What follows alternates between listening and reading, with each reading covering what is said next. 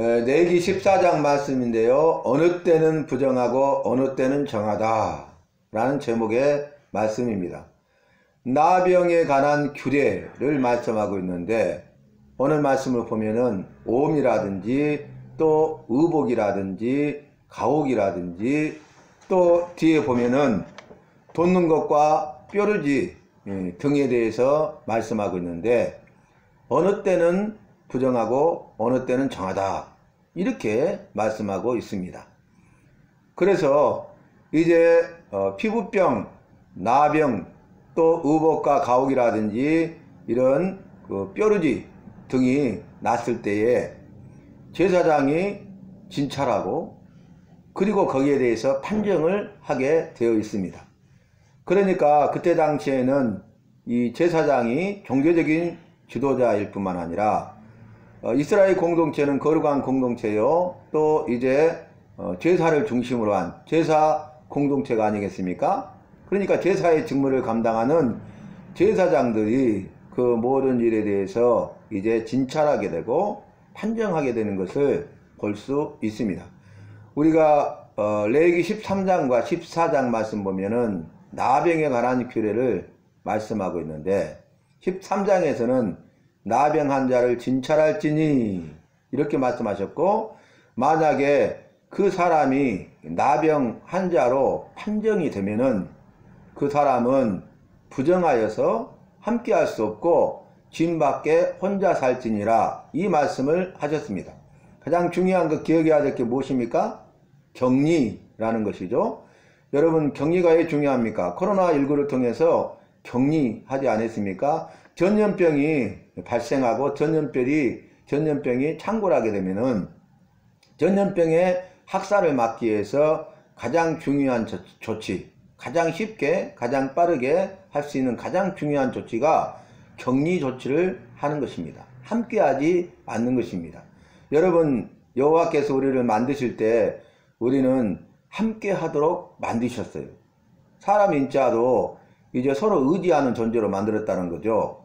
만약에 이 짝대기 하나를 이렇게 비스듬히 서 있는 짝대기를 받치고 있는데 그걸 빼버리면 어떻게 되겠습니까? 넘어져 버리죠. 무너져 버리죠.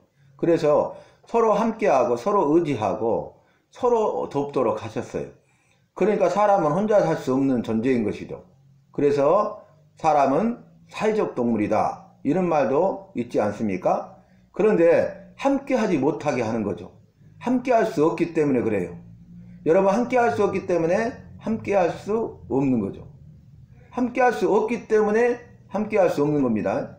함께 할 수 있으면 함께 할 수 있는 거예요. 그래서 여기 오늘 말씀에서도 어느 때는 부정하고 어느 때는 정하다 이렇게 말씀하고 있는 것입니다. 여러분, 코로나19만 그렇습니까? 왜 전염병은 격리가 중요하냐면, 여러분, 패스트 병으로 인해서 수많은 사람들이 전 세계적으로 죽어갔잖아요. 아사다들이 속출했죠. 그때 가장 중요한 건 뭐냐면은 위생이 좋지 않았다는 거예요. 위생을 철저히 실시했으면 그런 일들이 발생하거나 창궐하지 않았는데, 위생이 엉망이다 보니까 결국 거기에서 이제 균들이 생기게 되고 또 발생하고 전염이 되고 창궐하게 되고 수많은 사람들이 이제 그 병에 걸리고 그러면서 고통받고 또 후유증으로 고통받고 수많은 사람들이 죽게 되었다는 것을 우리는 세상의 역사를 통해서 보고 있지 않습니까? 그 흑사병으로 3천만 명 이상이 죽었잖아요. 전 세계적으로. 여러분, 우리가 그래서 위생관리가 중요하다는 것을 알 수가 있습니다. 또 그것을 우리가 알 수 있는 것은 내가 거룩하니 너희도 거룩할지어다. 우리가 이미 말씀을 살폈는데 복귀해 볼까요? 여호와께서 이스라엘 백성들을 내가 너희를 젖과 꿀이 흐르는 가나안 땅으로 인도하여 드리리라, 이렇게 말씀으로 약속하시고 출애굽시키셔서 광야 40년 동안 그들을 지키시고 보호하시고 인도하시는데, 그리고 그들을 약속하신 가나안 땅으로 데려가시는데 뭘 말씀하십니까? 이스라엘 공동체는 장정만 60만이 넘었잖아요. 그러면 가족으로 따지면 수백만이죠. 또 허다한 잡속들이 함께 따라 나오지 않았습니까? 그래서 많은 사람들이 집단 생활을 하게 되는데 위생관리를 철저히 하지 않게 되면 전염병이 생기고 전염병이 발생하고 전염병에 전염되고 그래서 그것이 확산돼 버리면 생명을 다 잃어버리잖아요. 속수무책이 될 수 있습니다. 여러분 모든 것은 골든타임이 있다고 그러잖아요. 그때를 적기를 놓쳐버리면 손을 쓸 수가 없는 것입니다. 어떻게 할 수가 없는 것입니다. 그래서 골든타임은 때, 적기, 가장 적절한 시기, 적절한 때라고 말씀드릴 수 있지 않겠습니까? 그런데 여러분 예수 믿는 사람은 그렇게 해요. 왜냐하면 성결하고 정결해야 되기 때문에 죄와 부정한 것과 더럽고 추한 것들로부터 격리, 분리된, 구별된 삶을 살아야 되기 때문에 예수님을 믿는 사람들은 위생관리를 하고 위생관리를 철저히 합니다. 그런데 예수 믿지 않는 사람들은 그런 개념이 없어요. 하일의 유래를 여러분 아시죠? 하일 아시죠? 이 하일은 영국에서 처음에 복음이 들어가기 전에 그들이 예수 믿기 전에 이방인으로 있었을 때는 어떻게 합니까? 위생이 엉망이었어요. 그래서 화장실이 없었고 화장실이 없다 보니까 자연스럽게 아무 곳에나 대소변을 보는데 나중에는 그게 차고 넘쳐서 길거리에도 대소변이 차고 넘치고 사람들이 걸어 다닐 수 없을 정도가 되는 거예요. 그래서 이 하일 이렇게 해서 다녔다. 그런 이야기를 하지 않습니까? 그런데 복음이 들어가고 예수 믿게 되니까 그들이 거룩하니 거룩할지어다. 그래서 몸과 마음을 정결하게 하는 정결의식, 몸과 마음을 정결하게 하라고 말씀하셔서 여호와의 말씀에 따라서 몸과 마음을 정결하다 보니까 그들이 분리되고 구별된 삶을 살게 된 것입니다. 전염병으로 말하면 격리 조치를 취하게 된 것이죠. 그래서 예수 믿는 그리스도인들은 이 세상과 세상에 있는 것들로부터 특별히 모든 악으로부터 사탄 마귀로부터 격리되어야 된다. 분리되어야 된다. 그래서 그것을 구별된 삶을 살아야 된다라는 그런 말씀을 드릴 수가 있는 것입니다. 여러분 오늘 말씀에서도 이제 어느 때는 부정하고 어느 때는 정하다 이렇게 말씀하셨어요. 그래서 범사의 때와 기한을 정하시고 때를 따라 모든 것을 아름답게 하신다 이렇게 말씀하셨는데 앞으로 우리가 더 큰 핍박, 환란이 임할 때에는 말세가 더 가까울 때에는 말세에 이르게 될 때에는 여러 가지 징조 가운데 하나인 연병, 전염병이 쫙 코로나19가 이미 그것을 우리에게 보여주고 있죠. 전 세계적으로 위협을 받고 전 세계가 종말에 이를 수 있다는 것을 누구나 다 알게 되었습니다. 그래서 초초에 전쟁과 지진과 기근과 핍박과 연병이 있으리라 이렇게 세상 말세의 징조를 말씀하셨는데 그 말씀이 지금 이루어지는 시기에 우리는 살고 있지 않습니까? 그런데 코로나19 하나만으로도 우리가 이렇게 속수무책이잖아요. 전 세계적으로 세계적인 강력한 나라인 미국도 통제할 수 없음을 우리는 볼 수 있지 않습니까? 이것은 우리 인간의 한계를 보여주는 것입니다. 우리 인간이 통제할 수 없는 시대가 온다는 거예요. 마지막 때는 통제할 수 없다는 것입니다. 통제할 수 없는 것들이 물밀듯이 밀려온다는 것이죠. 그러면 어떻게 해야 되겠습니까? 우리가 할 수 없음을 인정해야 되고 우리가 할 수 없음을 인정할 뿐만 아니라 더 나아가서 여호와께서 이 모든 것을 할 수 있음을 인정하고 믿고 따르며 의지하고 의뢰하는 우리가 믿고 따를 뿐만 아니라 내 모든 것을 내어 맡기는 그런 삶을 살아야 되는데 우리가 지금 이 시대에 그러한 믿음의 훈련이 되어 있지 않냐면은 더 큰 핍박과 환란이 오게 되면 다 무너져 버리고 만다는 것입니다. 그래서 성경에서는 엄청난 말씀을 하고 있는데 마지막 시대에는 배도하는 세력이 일어난다고 그랬어요. 그러니까 집단으로 배교하는 거죠. 믿음을 배반하는 것입니다. 믿음을 떠나는 것입니다. 왜냐하면은 상상할 수 없는 일이 발생하고 또 돌이킬 수 없는 일이 발생하고 한 번도 가보지 않는 길을 걷게 되기 때문에 훈련되거나 준비되어 있지 않는 사람, 믿음의 반석에 말씀의 반석에 든든히 서 있지 않는 사람들은 다 바람에 나는 겨와 같다는 거예요. 머리에 집을 지은 사람과 같다는 거예요. 그래서 비바람이 불고 창수가 나면 큰 핍박과 환란이 일어나면은 무너짐이 심하니라 완전히 와르르 무너져 버린다는 것입니다. 이번에 터키 지진을 통해서 보여줬지 않습니까? 터키 지진에서 지금 4만 5천 명 이상이 죽고 더 많은 사상자 10만 명도 넘을 것이다. 그런 이야기를 하고 있고 이미 그들은 죽었을 것이고 시신을 찾는 문제만 남았는데 여러분 한순간에 무너져 버리잖아요. 터키 지진 지역에 유네스코 문화유산에 등재된 성이 있어요. 2000년이 넘은 성입니다. 아주 견고한 성이에요. 무너지지 않는 성이죠. 2000년 동안 끔찍 없었어요. 그 2000년의 역사가 그 성이 얼마나 견고한가를 입증하고 보여주고 있잖아요. 그런데 3초 만에 무너져 버렸습니다. 여러분 영상에 나오잖아요. 그 거대한 성, 견고한 성, 난공불락의 요새와 같은 성이 똑딱 똑딱 똑딱 3초 만에 완전히 무너져 버렸어요. 사라져 버렸어요. 전 세계적으로 이러한 일들이 일어나면 그 누가 이것을 감당할 수가 있겠습니까? 감당할 수 없다는 거죠. 3초 만에 무너지는 모습을 보면서 여러분 한순간에 순식간에 와르르 완전히 무너진 모습을 보면서 난공불락의 요새와 같은 여리고성을 우리는 볼 수 있어야 돼요.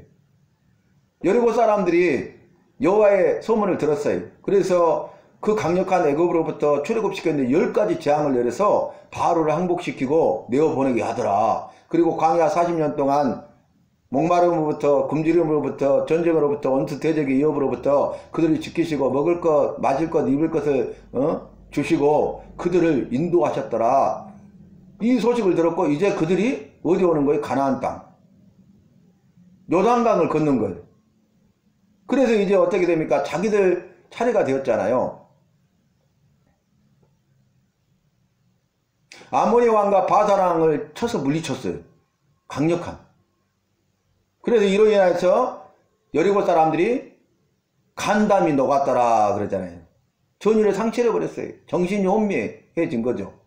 그러면 지금이라도 그들이 항복해야 될 것 아닙니까? 회개하고 항복해야 정상인데 그들은 그럼에도 불구하고 어떻게 했습니까? 회개하거나 항복하지 않았어요. 왜요? 믿는 구석이 있었죠. 최후의 보루가 뭡니까? 견고한 성, 난공불락의 요새, 한 번도 무너지지 않는 견고한 성, 큰 성, 여리고를 믿은 거예요. 여리고는 무너지지 않는다. 그래서 결국 어떻게 됩니까? 여리고는 무너지지 않는다 그랬는데 반드시 여리고는 무너진다는 것을 세상 역사를 통해서 성경의 증거를 통해서 우리에게 보여주고 있지 않습니까? 이 세상에 있는 것들은 영원히 견고한 것이 없어요. 영원히 무너지지 않는 것이 없어요. 영원히 흔들리지 않는 것들이 없어요. 그래서 히브리서에서는 마지막 때는 여호와께서 세상을 흔들어 버리신다 그랬어요.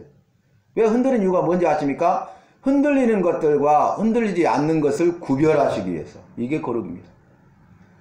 흔들리는 것들과 흔들리지 않는 것을 구별하기 위해서 세상을 흔들어 버리신다고요. 그게 뭐예요? 종말의 징조로서 첫째 곡고의 동시다발적으로 전쟁을 통해서 흔들어 버리시죠. 지진을 통해서 흔들어 버리시고 기근을 통해서 흔들어 버리시고 핍박을 통해서 흔들어 버리시고 전염병을 통해서 흔들어 버리시겠다 그 말이. 그래서 옥석 가리기를 한다는 것입니다. 알곡과 뚝정이로 나뉘게 된다는 것입니다. 양과 염소로 나뉘게 된다는 것입니다. 믿는 사람과 믿지 않는 사람을 나누는 것이고 천국과 지옥과 영생과 영벌로 나뉜다는 것입니다. 그것을 지금 보여주고 있는 것이죠. 어느 때는 부정하고 어느 때는 정하니라. 나병 환자를 통해서 보면 그 병이 있는 날 동안은 부정하다고 그랬어요. 그러니까 그때는 부정한 거예요. 나병에 걸렸어요. 부정한 거죠. 나병에 걸려 있어요. 그 있는 날 동안은 부정한 거예요. 그런데 그 말은 이제 나병에 걸려서 부정하고 그래서 나병이 있는 날 동안 부정해서 진 밖에서 혼자 살고 있는데 나병이 나왔어요. 그러면 그걸 누구에게 보여서 판정을 받으라고 했어요? 제사장에게 보일 것이요. 제사장은 진찰할지니 판정해서 나병으로부터 나왔다고 판정을 받으면 부정을 면하고 정하게 된 거죠. 정하게. 그러면 그 사람은 다시 거룩한 공동체, 거룩하신 여호와께서 함께 하시고 거하시고 통치하시고 그 다스림을 받는 성 안, 이스라엘 거룩한 공동체 일원이 되어서 다시 성 안으로 들어오게 되고 사랑하는 사람과 사랑하는 가족들과 형제 자매들과 함께 살 수 있게 된다는 것입니다. 이게 분리라는 것을 항상 지금 말씀드리고 있는 것 아니겠습니까? 그럴 때는 자, 나병으로 봤을 때는 나병에 걸리지 않았을 때는 이럴 때는 정한 거예요. 근데 나병에 걸릴 때 이럴 때는 부정한 거예요. 또 병에 걸려 그대로 있을 동안에는 부정한 거예요. 이럴 때는. 그런데 나음을 받았을 때 이럴 때는 정한 거예요. 그래서 영적 나병 환자는 아닌가 이렇게 우리가 적용해 보자고 그랬지 않습니까? 나는 영적 나병 환자는 아닌가. 내가 죄로부터 분리된 삶을 살아야 되고 더럽고 추하고 부정한 것으로부터 분리된 삶을 살아야 되는데 우리가 그런 삶을 살지 아니하고 그렇게 우리가 넘어졌을 때에는 죄에 대해서 회개하고 죄 용서함 받고 죄 씻음을 받아야 되는데 죄를 회개하지 않으면 나는 어떤 사람입니까? 부정하죠. 내가 죄를 회개하지 않냐고 계속적으로 살아가고 있을 때는 부정한 거예요. 그 죄를 회개하기 전까지는 용서받기 전까지는 부정한 거예요. 그런데 그 죄에 대해서 회개하고 용서함을 받고 씻음을 받을 때에는 정한 거예요. 그래서 그 말씀을 하고 있는 것입니다. 그래서 저와 여러분은 오늘 나병에 관한 규례를 통해서 배우고 또 기억하면서 우리 삶 속에 적용해야 될 것은 뭐냐면은 나는 구별된 사람이다. 그래서 성도 아니겠습니까? 우리는 뭐 목사나 또 장로나 권사나 집사나 이렇게 직분들은 있지만은 직분들은 다르지만은 신분은 다 하나잖아요. 신분은 뭡니까? 성도입니다. 직분에 관계없이 우리 모두의 신분은 성도예요. 거룩한 무리들. 거룩할 성자, 무리도자. 거룩한 무리들. 그래서 우리는 거룩한 무리들인 성도이기 때문에 거룩한 삶을 살아야 된다는 것입니다. 그래서 우리가 말씀대로 사는 것이 의고 말씀대로 살지 않는 것이 죄잖아요. 그래서 우리가 말씀으로 살아야 된다는 것이고 두 번째는 말씀으로 살지 않았을 때는 다시 회개하여 말씀대로 살아가는 우리 모두가 되어야 되겠습니다. 그래서 기억해야 될 게 뭡니까? 날마다 일생 동안 죽을 때까지 주님 부르실 때까지 말씀대로 살고 두 번째 다시 말씀으로 살아가는 저와 여러분이 되시기를 주님의 이름으로 부탁합니다.